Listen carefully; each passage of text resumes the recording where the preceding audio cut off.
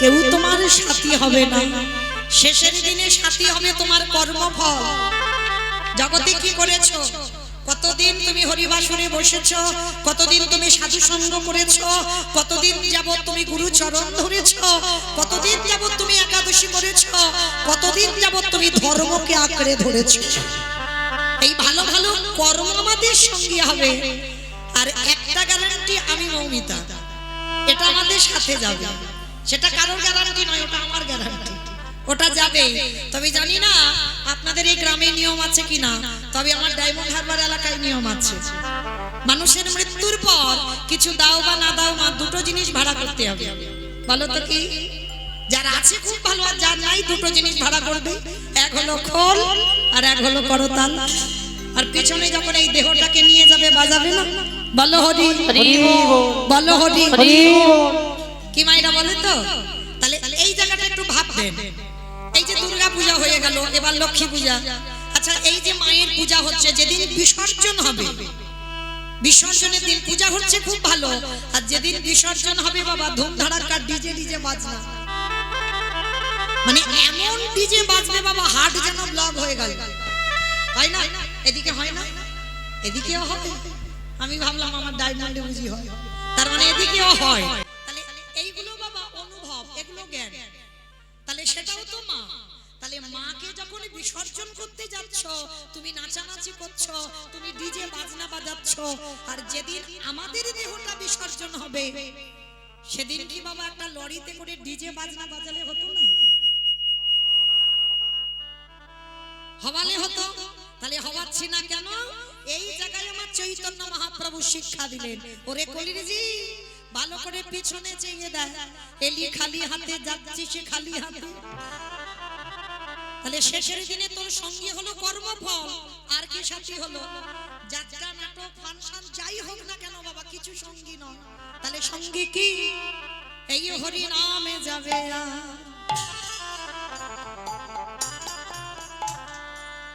আমাদের পচা দেহ দেহ যাবে, যেদিন তুমি ভাবো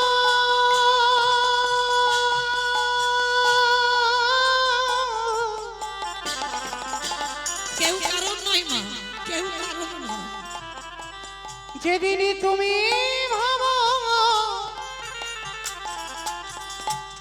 ওই ভব পারে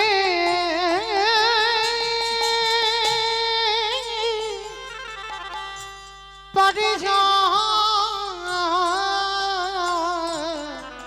যাবে, সেই দিন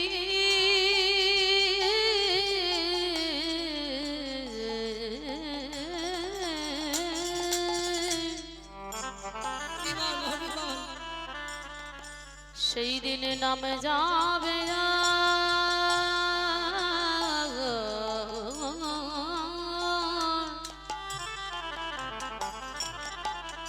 এই পচা দেহ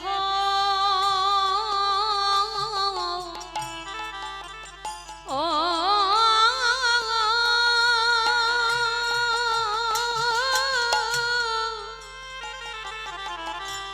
দেহ যাবে।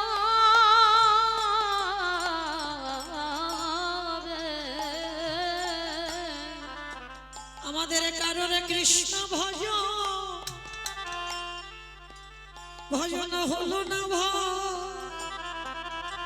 কৃষ্ণ বলে বলি এইভাবে সবাই মায়ার বাঁধনে আমরা বন্দী হলো, শুধু আমার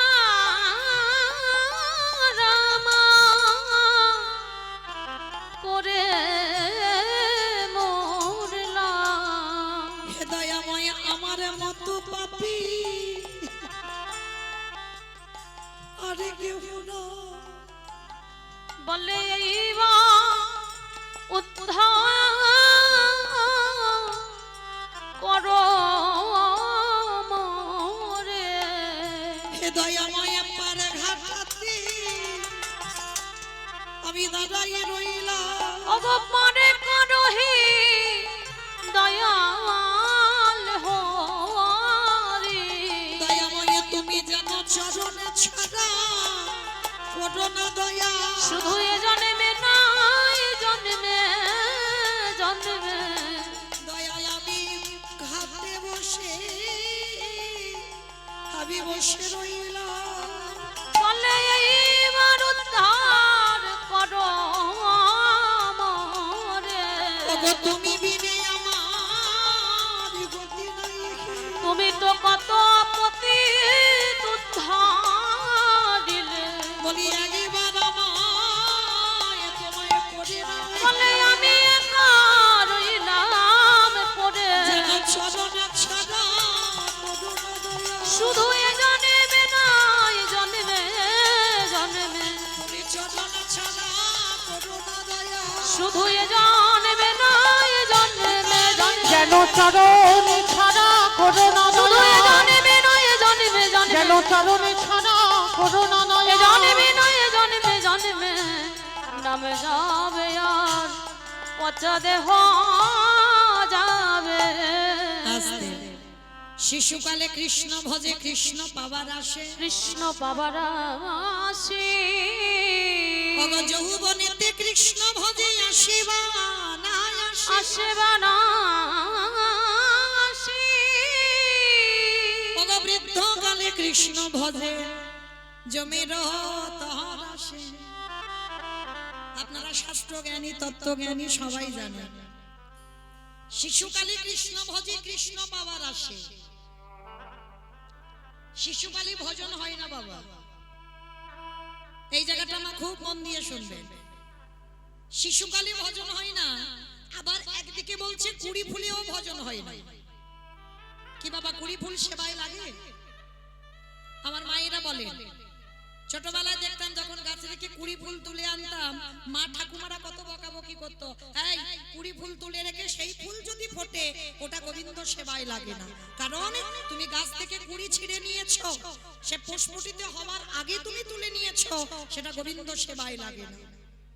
আর কুড়ি ফুল সম বাল্যকাল, কারণ বাবা আমরা তো ধ্রুবের মা হতে পারিনি আর প্রহ্লাদের মা হতে পারিনি, যে সেই ধ্রুব মহারাজ প্রহ্লাদ মহারাজ সেই 5 বছরে কৃপা পেয়েছিল, আর কলিযুগে আমাদের ছেলে মেয়েরা 5 বছরে কৃপা পাবে, হবে না।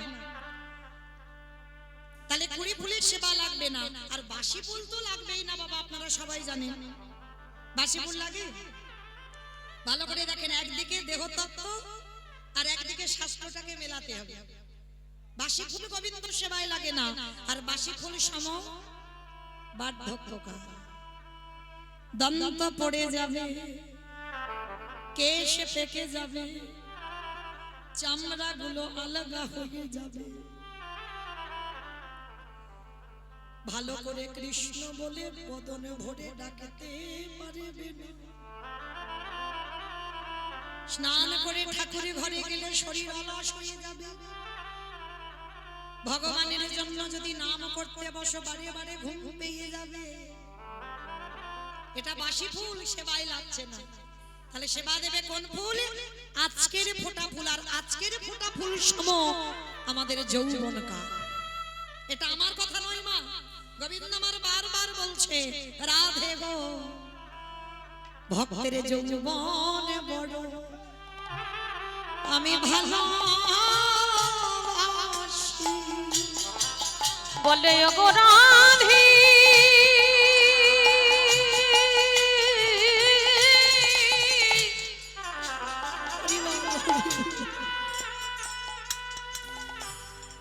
ওগো রাধে রাধে বিনোদিনী,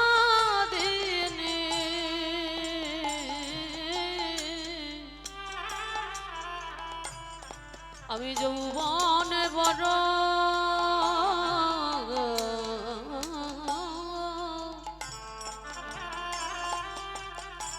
বড় ভালো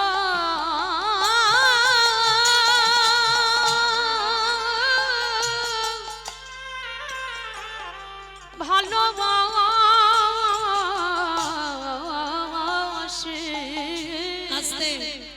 বাবা যৌবন বলতে কি বোঝালো? যখন আমাদের দুটো হাত গোবিন্দ সেবার কাজে ঠিক ঠিক লাগবে, যখন তোমার দুটো চরণ গোবিন্দ স্থানে যেতে পারবে, যখন তোমার এই জিহ্বা পরিষ্কার কৃষ্ণ নাম উচ্চারণ হবে, যেদিন তুমি কর্ণমূলে কৃষ্ণ নাম শুনতে পাবে, যেদিন তুমি নয়ন ভরে গোবিন্দ রূপ দেখতে পাবে, যেদিন তোমার 10 ইন্দ্রিয় সতেজ, সেই সময়টাকে বলছে যৌবনকাল। কারণ যখন শরীরে বল ক্ষমতা থাকে মা, তখন যে গোবিন্দ সেবা করে যত তৃপ্তি পাওয়া যায় আর কোনো কালে কোনো সময়ে পাওয়া যায় না। যার জন্য বাবা এখানে যারা রাধারানী সেই যে মাথুরী লীলা শুনেছেন, এগুলো বাবা বৈষ্ণব পাদা বলি, সেই মাথুরী লীলায় গোবিন্দ আমার বৃন্দাবন ছেড়ে মথুরায় চলে গেল। আর যখন চলে গিয়েছিল রাধারানী 100 বছর কেঁদেছিল বাবা। আর 100 বছর কেঁদে ললিতা, বিশাখা, ইন্দুরেখা, চম্পকলতিকা, রঙ্গদেবী, তুঙ্গবিদ্যা, সুদেবী, অষ্টসখী সবাইকে ডেকে বলেছিল, সজনী রে আমার বধূ যে ব্রজ ছেড়ে মথুরায় চলে গেল,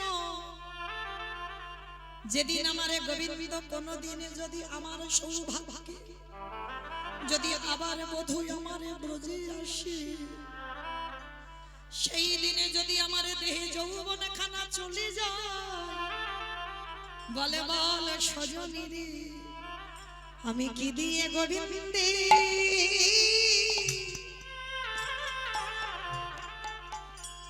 গোবিন্দের সেবা সেবা দেব। আমার যৌবনে জানি নিতাই গৌর হরি বল হরি বল হরি বল।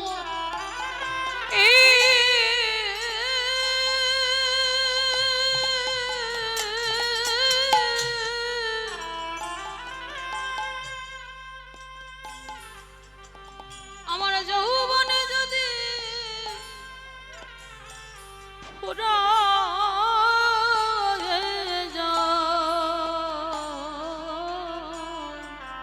ওরে ললিতা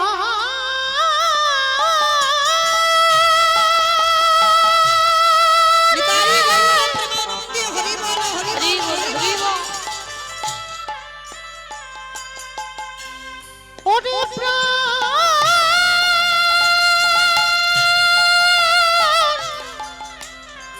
সজনিয়া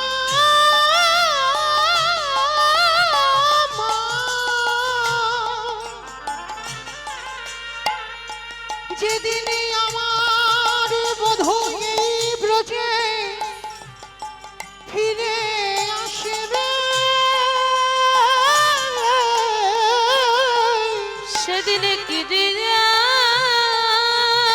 আমার বধূর সেবা আমার প্রাণবধূর সেবা সেবা করি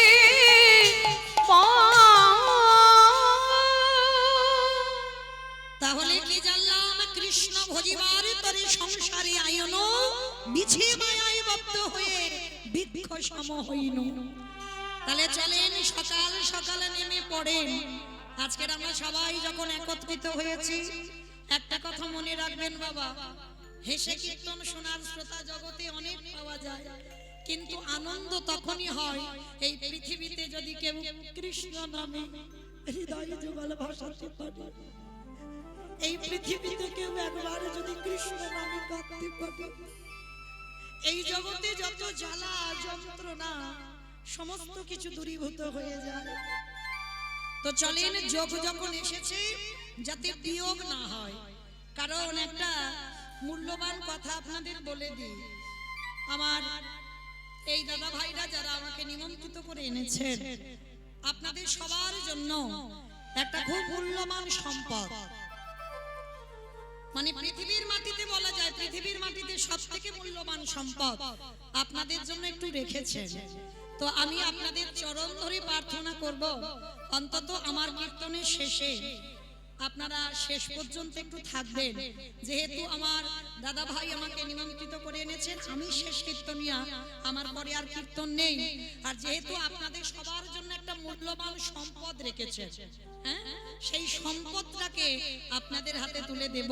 তো যার জন্য সবার কাছে আমার বিনীতভাবে নিবেদন, কীর্তনের সমাপ্ত পর্যন্ত আপনারা একটু ধৈর্য ধরে বসবেন।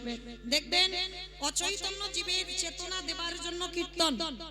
তাহলে আজকে আমরা সবাই কিছু না কিছু জানবো, কিছু অনুভব করব। তার জন্য সবাই একত্রিত হয়ে আমরা সবাই যাব শ্রীধাম নদিয়া নবদ্বীপ ধাম। কি মাইরা সবাই একটু নদিয়ায় যাবে তো? সবাই যাবে? বাহ। তা আজকে সবাই যখন যাব, আর আপনারা জানেন দিনটা বড় ধন্যাতি ধন্য দিন।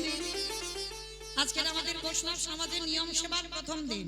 তাহলে এই ধন্যাত দিনে আপনারা যখন বসেছেন, তো সবাই চলেন আজকে আমরা এই নদিয়ার মাটিতে গিয়ে দেখবো ব্রজেন্দ্র নন্দন কৃষ্ণ, সত্যতে নারায়ণ, ত্রেতাতে রাম, দাপরে কৃষ্ণ, আর কলিতে হলেন শ্রীকৃষ্ণ চৈতন্য মহাপ্রভু। প্রভু যেদিন নদিয়ায় এসেছিলেন, নদিয়ার ভাবটা কেমন ছিল জানো? বৈষ্ণব মহাজনেরা বৈষ্ণব পদ লিখছে, কত সুন্দর কথা দেখো। আজ জয় জয়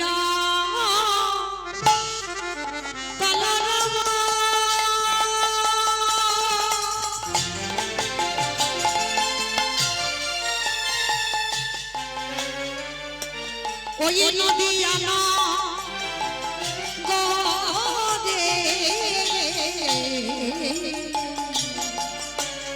জয় জয়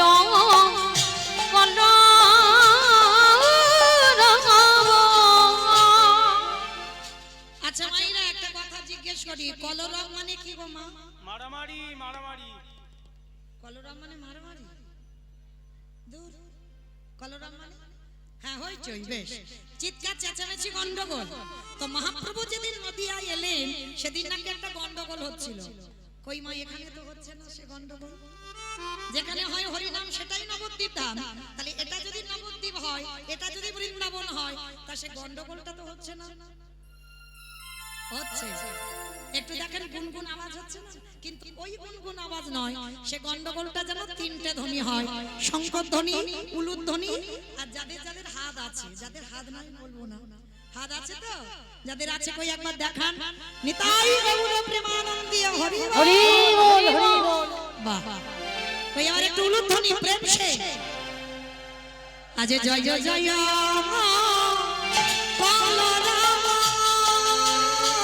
আমার গোরানি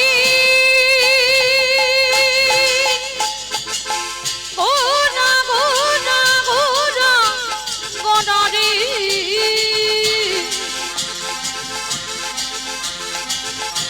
গোরা গোরা গোরা গোরারি গোরা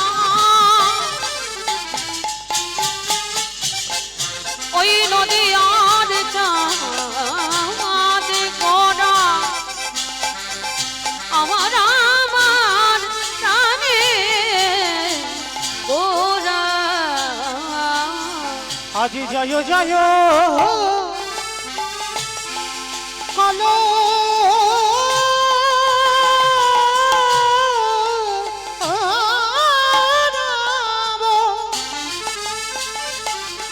ওই না নদিয়া না গরে অবজনমলা ভিভি গোদা সচি জয়ুদরে ওই না জন আমল বিবে গোরা সচির উদারে ওই না জনমল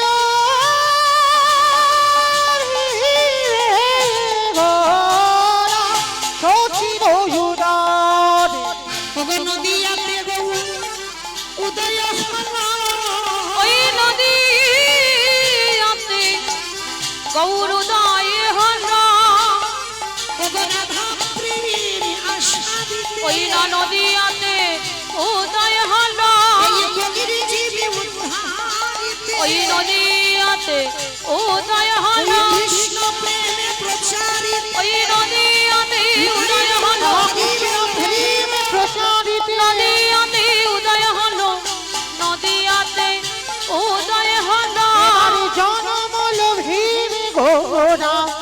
সচিদয়ুদানি আস্তে। তাহলে কৃষ্ণ কলিযুগের মাটিতে গৌর হলো। আচ্ছা, আমার কার ডাকে এলো? আপনাদের আমাদের ডাকে নয়, এসেছিল শান্তিপুরের মাটিতে বুড়ো অদ্বৈত আচার্য গোসাই। আচ্ছা বাবা, এখানে আমাদের প্রশ্ন, পৃথিবীর মাটিতে ভক্তের অভাব তো ছিল না, তাহলে এত রকমের ভক্ত থাকতে একেবারে শান্তিপুরের মাটিতে বুড়ো মালির ডাকে কেন এলো? তাহলে জানতে হবে শান্তিপুরের বুড়ো মালিটা কে, যার একটা নাম হলো অদ্বৈত আচার্য গোসাই। আর এই অদ্বৈত আচার্য গোসাই যিনি হচ্ছেন বাবা, আরো একটা নাম হচ্ছে যার নাম মৃত্যুঞ্জয়। আমা বলো তো কোন ঠাকুরকে মৃত্যুঞ্জয় বলে? কালী ঠাকুরকে। কালী ঠাকুরকে কালী ঠাকুরকে নাকি মৃত্যুঞ্জয় বলে? শিব ঠাকুর। শিব ঠাকুরের একটা নাম হচ্ছে মৃত্যুঞ্জয়। কেন না, সত্য ত্রেতা দাপর এই তিন যুগে আমার বাবার রূপ পরিবর্তন হয়, আর কলিযুগের মাটিতে রূপ পরিবর্তন করে নাভা দেবীর গর্ভে জন্ম নিয়েছিল কমলাক্ষ। তাহলে আজকের আমাদের জানার বিষয় বাবা, যার ডাকে কৃষ্ণ নদী আই গৌর হলো, যার আহ্বানে ব্রজেন্দ্র নন্দন কৃষ্ণ নদী আই গৌর হয়ে এলো, সেই অদ্বৈত আচার্য পরম বৈষ্ণব বাবা ভোলানা তিন যুগে শিব হলো, কলিযুগে কেন শিব হলো না? এই কেনর কথা জানতে গিয়ে বাবা আমাদের একটুখানি সবাইকে যেতে হবে মহাভারত। এই মহাভারতে বাবা যুধিষ্ঠির মহারাজ করেছিল রাজস্বই যজ্ঞ। আপনারা জানেন এখানে দক্ষিণ 24 পরগনার মানুষ, অন্যান্য জেলার মানুষ যত না এই শাস্ত্র সম্পর্কে অভিজ্ঞতা, কিন্তু আমার দক্ষিণের মানুষ বাবা অভিজ্ঞতা বেশি। তো আজকে আপনারা ভালো করে রামায়ণ মহাভারত এগুলো তো পাঠ করেন, জানেন যুধিষ্ঠির মহারাজ করেছিল রাজস্বই যজ্ঞ। আর এই রাজস্বই যজ্ঞে আমার ভগবান কৃষ্ণ সবাইকে দায়িত্ব নিজে দাঁড়িয়ে থেকে একটা একটা করে কাজ বুঝিয়ে দিয়েছিল। আর যুধিষ্ঠির মহারাজ বলেছিল, কৃষ্ণ কৃষ্ণ তুই সবাইকে দায়িত্ব বুঝিয়ে দিলি, সবাইকে কাজ বুঝিয়ে দিলি, কিন্তু কৃষ্ণ তুই নিজে কোনো কাজ করবি না। ভগবান হেসে বললেন, আমার জন্য তো আলাদা করে দুটো দায়িত্ব ফেলে রেখেছি। সে কি? সবাই একটা করে কাজ করবে, কৃষ্ণ তুই নিজে দুটো কাজ। কি কাজ করবে কৃষ্ণ? বলে, দাদা এই যজ্ঞে যত যত ভক্ত আসবে আমি কৃষ্ণ দয়াময় হয়ে সবার প্রথমে আগে পা ধোবার ব্যবস্থা করব। ভগবান কতটা দীনতার প্রতিমূর্তি দেখেন। আমরা কলির মানুষ যেটা পারি না সেটা ভগবান করে দেখিয়েছে রাজস্বই যজ্ঞে। বলে, ভক্ত যারা যারা আসবে আগে সবার পা ধোবার দায়িত্ব আমার।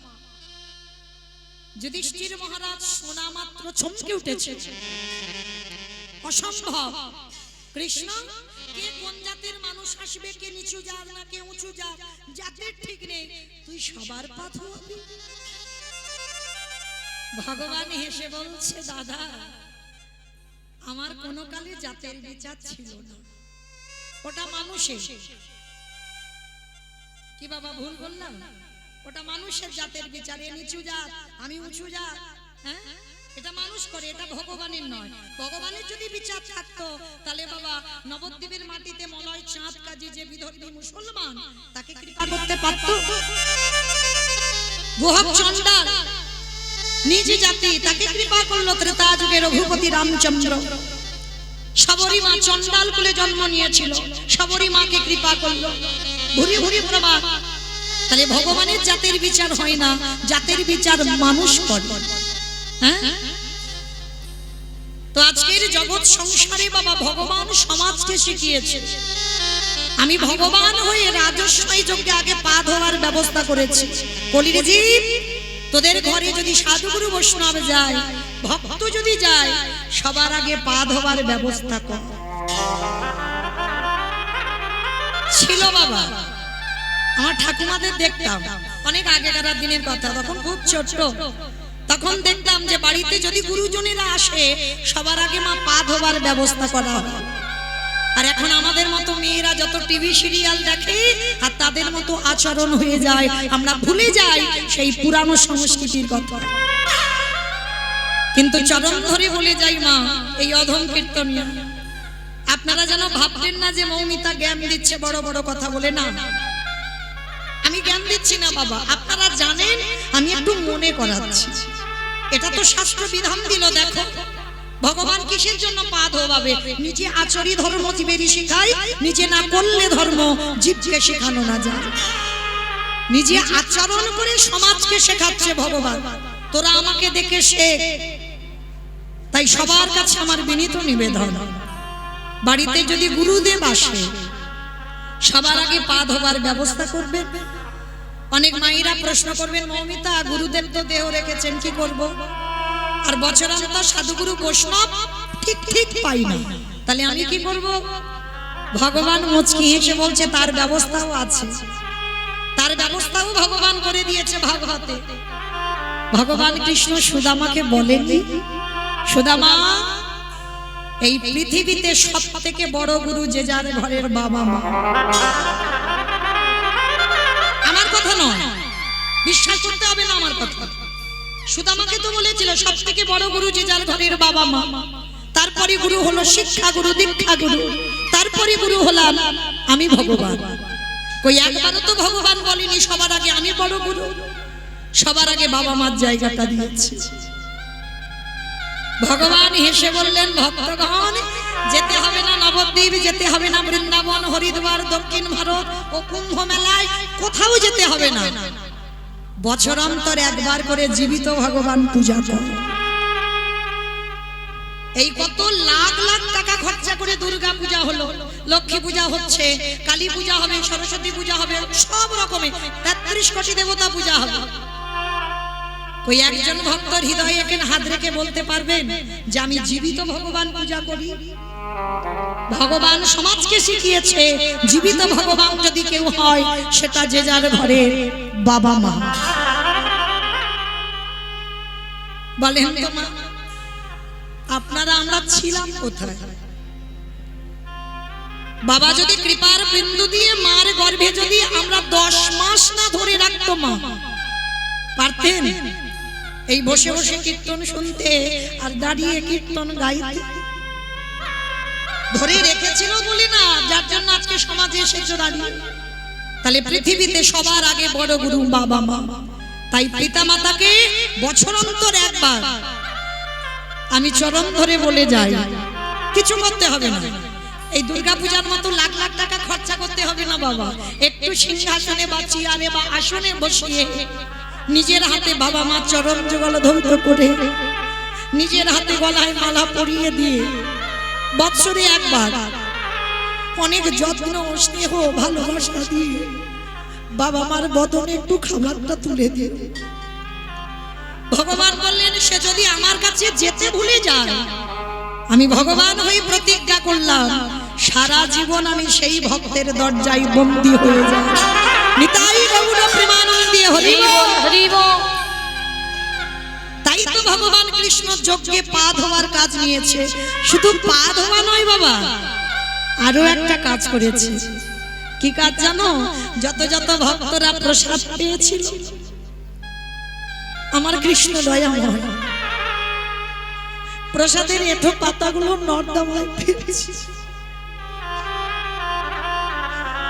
আমরা অনেকে এঁঠো ঘাটতে ঘৃণাবোধ করি না, কিন্তু ভগবানের নেই।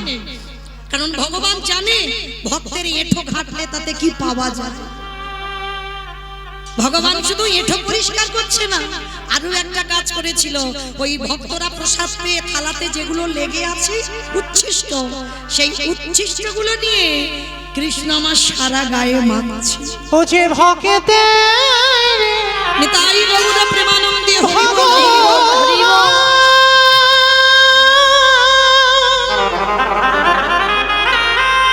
ও যে ভক্ত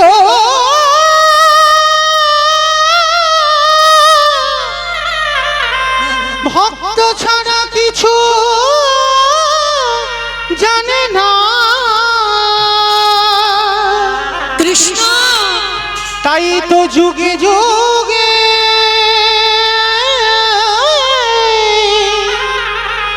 ও যে ভক্তের কাছে ছুটে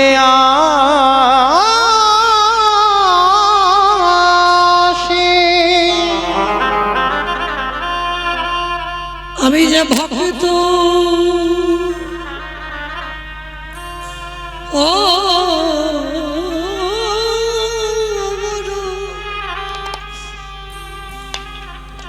অগবর ভালো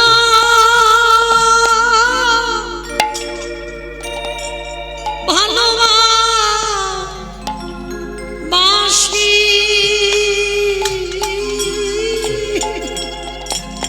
ওগো এ যুগে না তাই গৌর হরি বল হরি বল। ও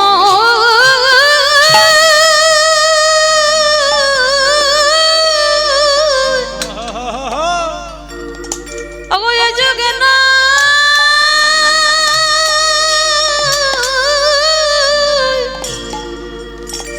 প্রতি যুগে যুগে আমি যে ভক্ত বড়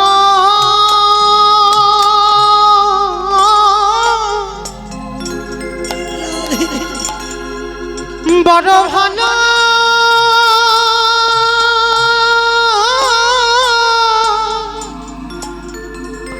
ভালোবাসি।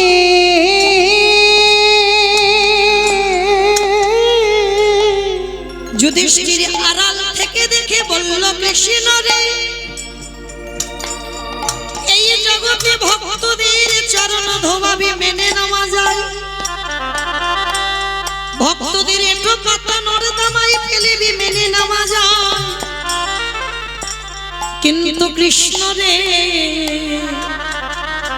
ওরে ওই ভক্তদের এঠো কেন তুই গায়ে মাগলি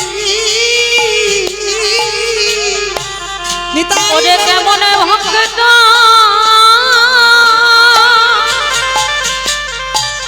ও আরে কেমন ভগবান ভক্তের ঠোকেন তুই গায়ে মাখলি।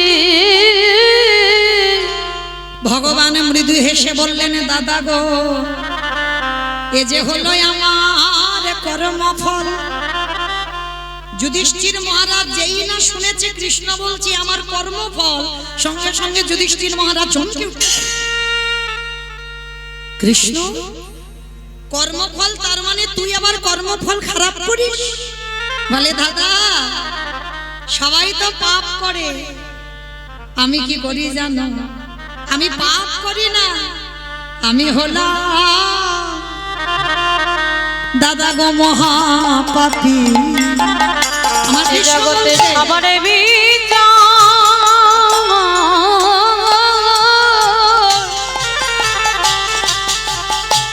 সবার বিচার করি বটে, কিন্তু আমি হলাম দাদা মহাপাপী। ভগবান হেসে বলছে সবাই পাপী আর আমি মহাপাপী। তার যুধিষ্ঠির মহারাজ প্রশ্ন করেছিল কৃষ্ণ তুই নিজেকে মহাপাপী বলছিস কেন? বলে দাদা আমি তো ত্রেতা যুগে রঘুপতি রাম অবতারে রাবণকে বধ করেছিলাম, আর রাবণের মতো ভক্তকে বধ করলে পাপ হবে না? এই জগতে সবাই জানে বাবা বিভীষণ বড় ভক্ত না, বিভীষণের থেকে হাজার গুণে বড় ভক্ত ছিল রাবণ রাজা। লঙ্কার মাটিতে রাবণের মতো বড় ভক্ত আর কেউ ছিল না। যদি বলেন বাবা একটুতে প্রমাণ পেয়ে যাবেন, দেখেন যে রাবণের 10,000 বউ ছিল তাহলে কি তার ঘর একটা ফাঁকা ছিল না? সীতামাকে নিয়ে রেখেছিল কোথায়?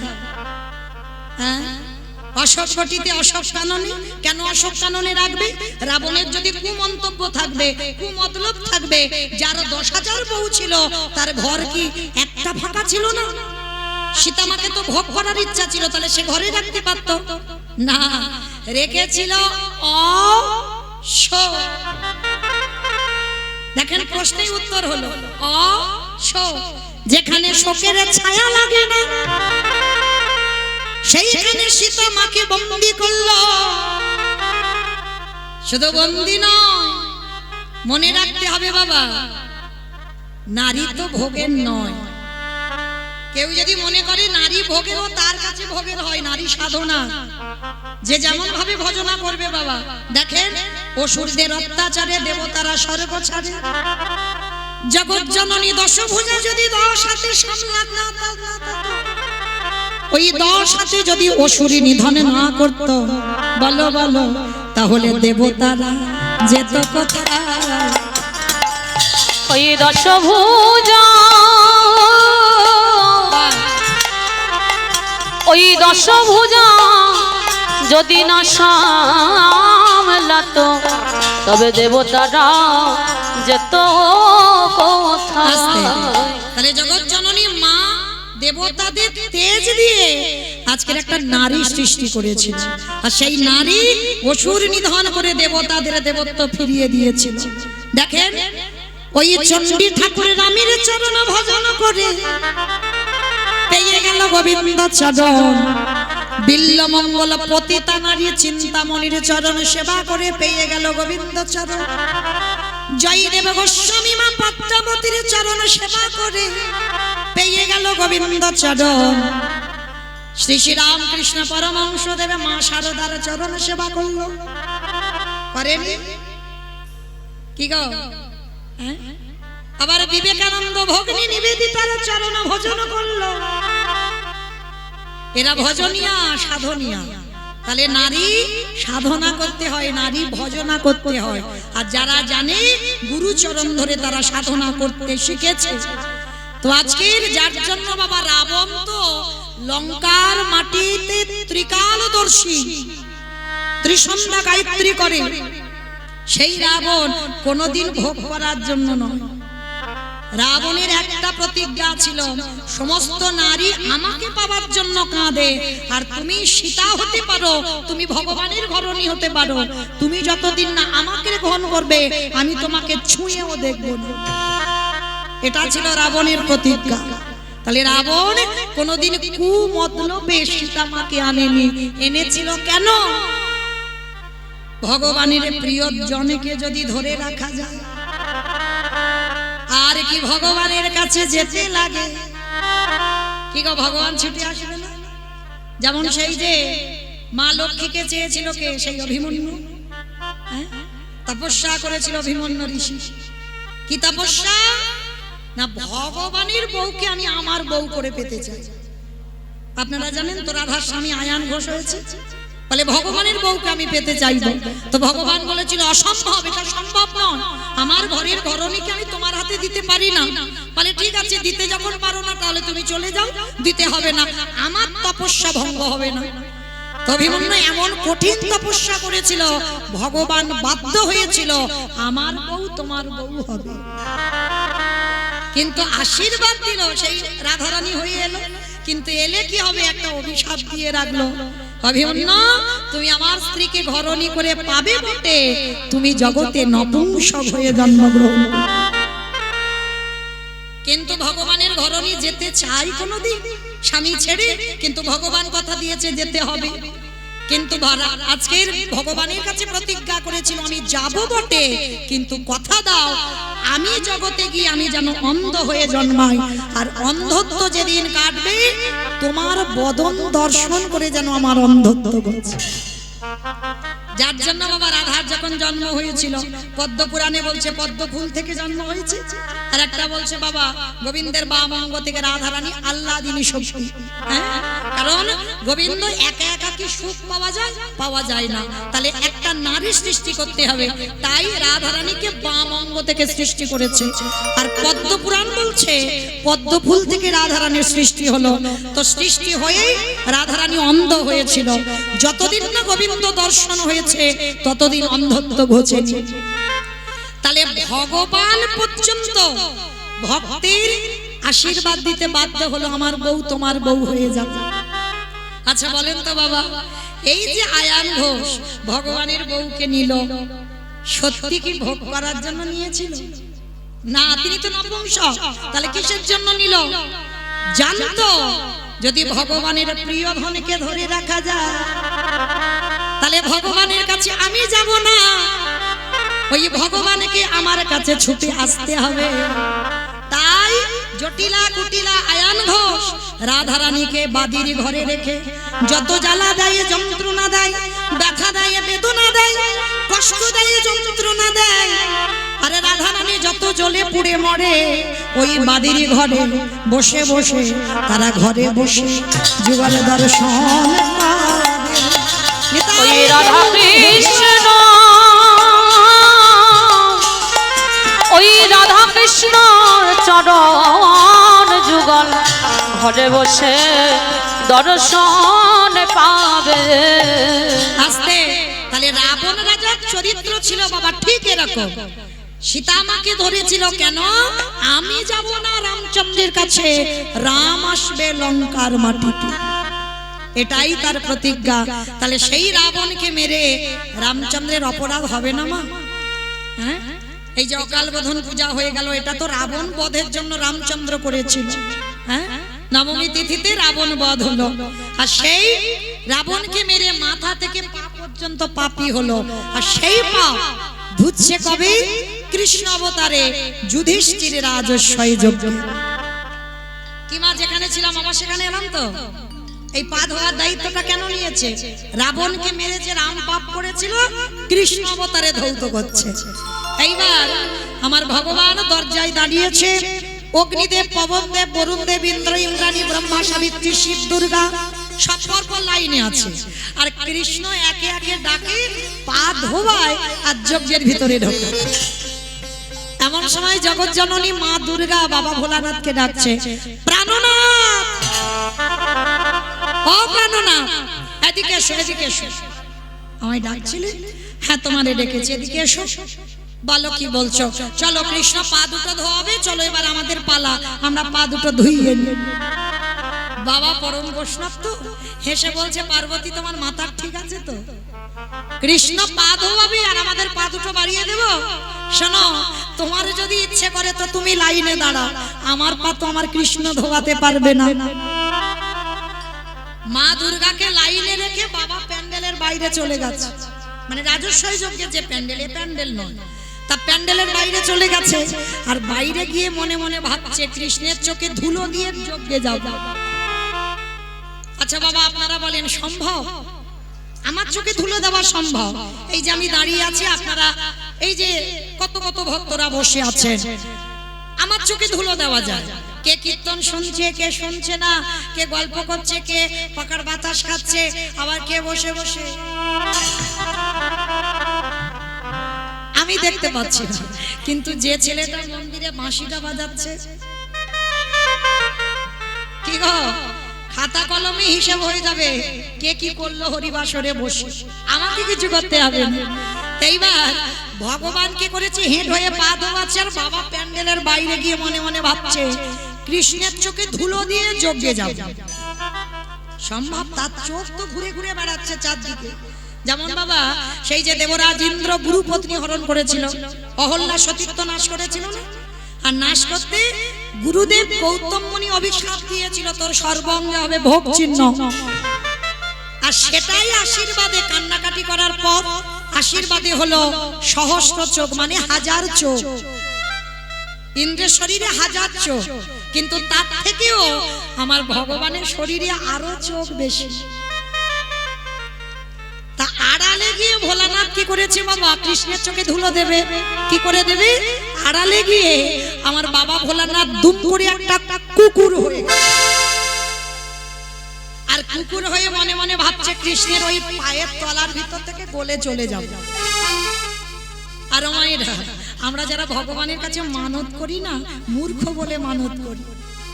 যারা জ্ঞানী ভক্ত তারা মানত করে না, কারণ তোমার যে মনের কি ব্যথা বেদনা, তিনি যদি অন্তর্যামী হয়, তিনি জানে না তোমার মনের কথা। তোমার কি ঢেড়ি পিটিয়ে বলতে হবে ঠাকুর আমার ছেলেটা যেন পাস করে, ঠাকুর আমার স্বামী যেন ভালো হয়, ঠাকুর আমার বউ যেন ফিরে আসে, বলতে হয়? তোমার মনের কথা তোমার ভগবান সব জানতে পারে। শুধু বললেন ডাকার মতো ডেকে যা, ভালোবাসার মতো বেসে যা, চাইতে হবে না, ফলের আশা করিস না, ফল দেবার মালিক আমি, সময় মতো ঘরে পৌঁছে দেব। নিতাই গৌর প্রেমানন্দে। হরি বল, হরি বল, হরি বল। তো এইবার ভগবান কি করেছে বাবা, সত্য শুনতে পাচ্ছে। এবার ইচ্ছে করে ভগবান পা দুটোকে ফাঁকা করে দিয়েছে, আর বাবা ভোলানাথ পিছন থেকে কুকুর হয়ে গুটি গুটি পায়ে আসছে। আর এসে সবে মাত্র মাথাটাকে, আর যেই না পায়ের তলায় দিয়েছে, কৃষ্ণ দুটো হাঁটু নিয়ে কানের কাছে, এইবার দেখ কেমন লাগে। আর যেই না কুকুরের কানের কাছে দিয়েছে, কুকুর কি করবে, কেউ কেউ করবে না, বারবার বলছে কৃষ্ণ ছেড়ে দে, কৃষ্ণ ছেড়ে দে, কৃষ্ণ ছেড়ে দে। বলে ছাড়বো বলে ধরি না। হে বৈষ্ণব গোসাই, ও হে বৈষ্ণব গোসাই, তোমার মতো বৈষ্ণবের দুটো চরণ ধোয়ালে বোধহয় কম হতো, তাই তো কৃপা করে করুণা করে আমার জন্য আরো এক্সট্রা দুটো জুড়ে দিয়েছো। আমা বুঝেছো? শিব ঠাকুরের কটা পা? দুটো। আর কুকুরের পাঁচটা পা, চারটে পা। ভগবান বলছে রাবণকে মেরে যে পাপ করেছি, তোমার মতো বৈষ্ণবের দুটো পা ধোয়ালে কম হবে, ওই জন্য আমার জন্য আরো দুটো জুড়ে দিয়ে আরো এক্সট্রা করেছো। এবারে দাও দাও ছোট তুমি বাড়াই। বলে ও হে আমার বৈষ্ণব গোসাই, দাও দাও চরণ বাড়াই দাও। বলি এই চরণ ভিদে ধরি না, বলে দাও দাও চরণ বাড়াই দাও। বলি তুমি চরণ ছাড়া করো, আমি আর তো চরণ ছাড়ব না গো। বলি এই চরণ ভিদে ধরি না, আমি আর তো চরণ ছাড়ব না গো। এই তো চরণ ভিধি ধরি না, আর তো চরণ ছাড়ব না গো। এই তো চরণ ভিধি ধরি না। আর তো চরণ ছাড়ব না গো। দাও দাও চরণ বাড়াই দাও। আস্তে মোটা দড়ি নিয়ে কুকুরটাকে কৃষ্ণ বেঁধেছে রাজস্বয় যজ্ঞে। আর বাঁধলে কি হবে বাবা, চারটে পা শুধু ছটফট করছে। ভগবান বলে এবার পায়ের ব্যবস্থা করতে হবে। মোটা দড়ি নিয়ে কুকুরের চারটে পা এক জায়গা বেঁধে দিয়েছে। আর যেই পা বেঁধে দিল বাবা, আর কিছু করতে পারবে? শুধু ধুলায় গড়া গড়ি যায়, আর কৃষ্ণ কৃষ্ণ বলে কাঁদে। আমি ভুল করেছি, কান মুলছি, নাক মুলছি, ছেড়ে দিচ্ছি। যারে ধরি তারে ছাড়ি না, যারে ছাড়িয়ে জীবনে ধরি না। তা ধরেছি যখন ছাড়বো বলে নাকি, দেখো কি করি। এইবার ভগবান সবার পা ধোয়াচ্ছে বাবা ঘটিতে করে জল দিয়ে। আর বৈষ্ণবের বেলা কি করেছে জানো? খালে বিলে নদী নালারা জলে নয়। অপরাধ নিও না মা, একটা কথা আমি বলে যাই, সব জায়গায় অপরাধ করে ফেলো, কিন্তু একটা জায়গা নয়। কোন জায়গায়? বৈষ্ণবের বাড়িতে যদি হয় ক্ষুদ্র অপরাধ, ক্ষুদ্র অপরাধ মহা মহা ভজনেতে করে যাই পার। করে যায় এবার। বৈষ্ণব অপরাধ করে যে বা গঙ্গা স্নান, গঙ্গা স্নানে যায়। প্রতিটা পাবনী গঙ্গা তারে দেখে দূরে সরে যায়। দূরে সরে যায়। বৈষ্ণব দেখে যে বা নানামায় মন্ড, নানগায়ে মুন্ড তারে মুন্ড পড়ে যায় নরকের কুণ্ড। নরকে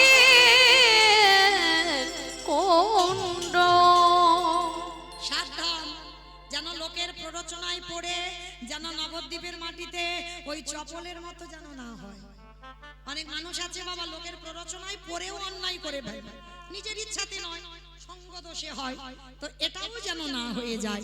তো আজকে ভগবানের যেই না ওই কুকুররূপী ভোলানাথের চরম চারটে বুকে নিয়ে চোখের জল দিয়ে ধোয়ালো, সেই সময় ভোলানাথ প্রতিজ্ঞা করলো, ওরে কৃষ্ণ রে, এই রাজস্বাই যজ্ঞে তোর চোখের জলে যখন কুকুরের চরণে পড়িল, এই কুকুর হয়ে প্রতিজ্ঞা করিলাম, আগত কলিযুগে আমি কোনদিন আর শিব হব না। কি গো মায়েরা, প্রশ্ন যেটা করেছিলাম একটু উত্তর খুঁজতে গিয়ে দেরি হলো।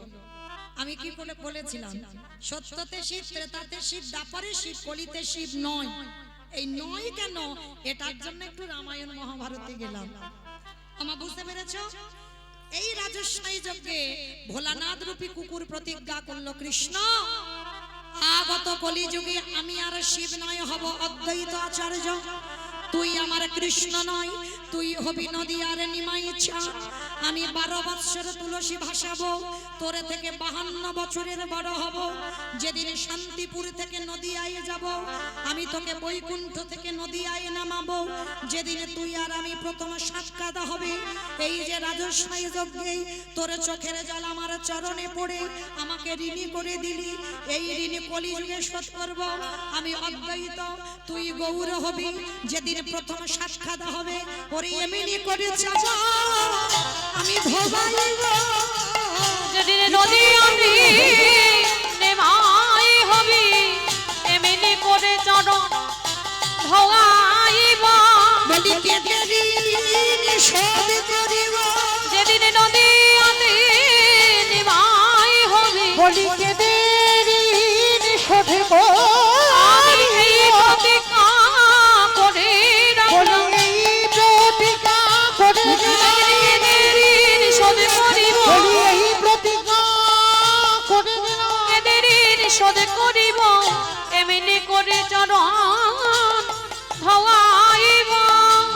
আস্তে, তাহলে মাইরা পরিষ্কার বোঝা গেল।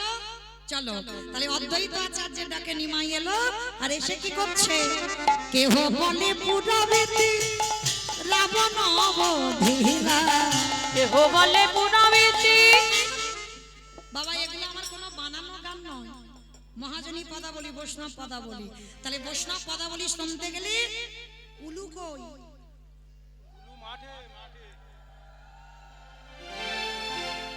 কেহ বলে পুরাবেতে রাবণ অবধিরা। কেহ বলে পুরাবেতে আমার গোড়াই, গোড়া গোড়া গোড়া গোড়া রে।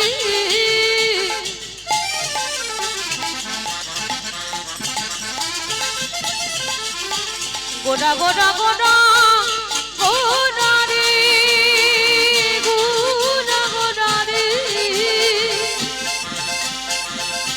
ওই নদী আর গোড়া আমার আমার প্রাণে গোড়া। কেহ বটে পুনাবেতে রাবণ বধিলা। গোলকের বৈভব লীলা প্রকাশ করিলা। ওই গোলকের বৈভব লীলা প্রকাশ করিলা। ওই গোলকের বৈভব লীলা প্রকাশ করিলা। শ্রী রাধার ভাবে গোদায় গোদা। শ্রী রাধার ভাবে রে গোড়া গাবতা। হরে শ্রী রাধাকে ভাবে এবে গৌরায় অবতার। ওই শ্রী রাধার ভাবে গোড়া গাবতা। হরে কৃষ্ণ নামে গৌ করিলা প্রচার। ওই হরে কৃষ্ণ নামে গৌর করিলা প্রচার। ওই হরে কৃষ্ণ নামে গৌর করিলা প্রচার। এইবারে লীলা প্রকাশ হলো। এইবারে লীলা প্রকাশ হলো। এইবারে লীলা প্রকাশ হলো। এইবারে লীলা প্রকাশ হলো। গোলকের বৈভব লীলা প্রকাশ প্রকাশ করিলা ওই গোলকের বৈভব লীলা প্রকাশ করিলা ওই গোলকের বৈভব লীলা প্রকাশ করিলা বাসুদেব ঘোষ কহে করি জোড়হা করি জোড়হা ওগো যে এই গো শ্রী কৃষ্ণ সেই তো জগন্নাথ সেই তো জগন্নাথ আহা বাসুদেব ঘোষে কহে এইবারে লীলা প্রকাশে হলো কহে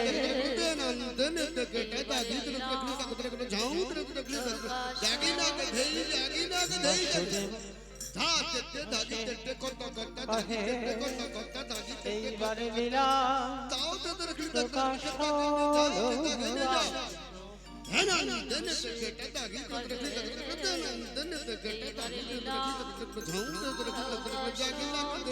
বাসুদেব এইবারে লীলা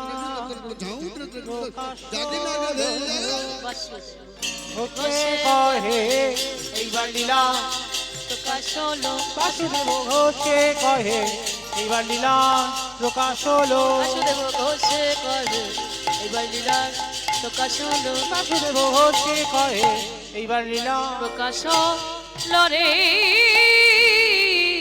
ওগো বাসুদেব ঘোষে কহে জনিতাই চলুন এবার আমরা যাই একটু বৃন্দাবন তো এতক্ষণ নবদ্বীপে যখন ছিলাম বাবা দেখি একবার সবাই মিলে প্রেম সে বলেন তো গৌর সুন্দরী কি জয় নবদ্বীপে ধাম কি জয় সচির নন্দন কি জয় ধ্বনিটা হলো কি জয় এটাও জয় বললাম ধ্বনিটা হলো কি এটা নাকি জয় রাধে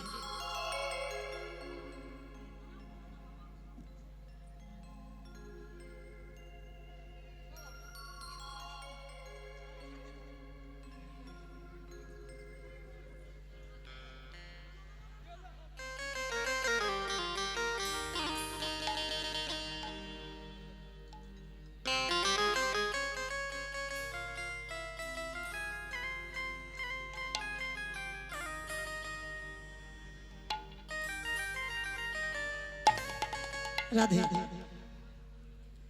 তো চলো মাইরা এত জোরে জয় দাও কত দূর শোনা যাবে বারাসাত বারাসাত যাবে যাবে যাবে এই যে মনে স্পিড আছে বিশ্বাস এইটা রাখতে হবে যাবে কারণ আজকে সবাই দেখে হাত দুটো আমার নিতাই চাঁদ গৌর চাঁদের মতো তোলো তো দেখে একবার যাদের আছে তোলো যাদের নাই বলবো না কই এদিকে আমার দাদা ভাইরা যারা আছো চরণ ধরে বাবা একবার আত্মনিবেদন নববিধা ভক্তির মধ্যে এটা আমার জন্য নয় নববিধা ভক্তিতে শেষে বললেন আত্মনিবেদন সবাই আমার পিছনে ধসে যাচ্ছে কেন ধসার একটা ভালো নয় তোলো সবাই একসঙ্গে বলো গৌর সুন্দর কি জয় নবদ্বীপে ধাম কি জয় সচির নন্দন কি জয় বিষ্ণু প্রিয়া কি জয় নিতাই চাঁদ কি জয় ভক্তবৃন্দ কি জয় হরিবাসর ধাম কি জয় সাধু গুরু বৈষ্ণব কি জয় আপন আপন গুরু চরণ কি জয় নিতাই গৌর প্রেমানন্দে হরি বল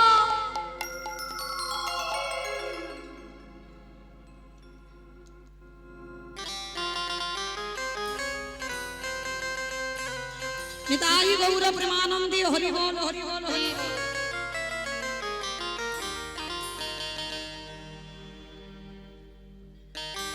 রাধা তো চলেন আজকে আমরা একটা ভজন গাইতে গাইতে বিষয় গাই কেমন কি মা একটা ভজন হবে তো হবে বাহ, মানে তৈরি আছে তবে ভজন হবে আমি আর আমার সম্প্রদায় নয় সবাই কিন্তু যাচ্ছি কয়েক উলুধ্বনি দাও ও রাধিতে রসারি मैं हूँ राधे तेरा